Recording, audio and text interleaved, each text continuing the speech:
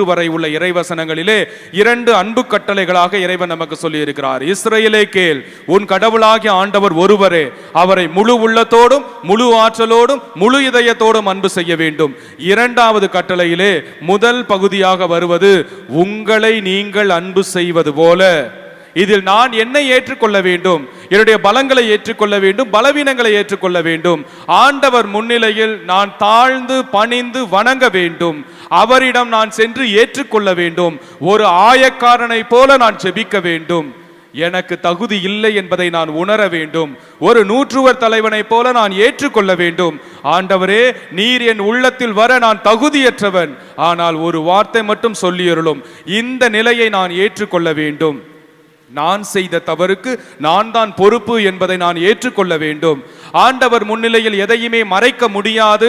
ஆண்டவர் குருட்டு கடவுள் அல்ல என்பதையும் நான் ஏற்றுக்கொள்ள வேண்டும். திருப்பாடல் 139 சொல்வது அதுதான்.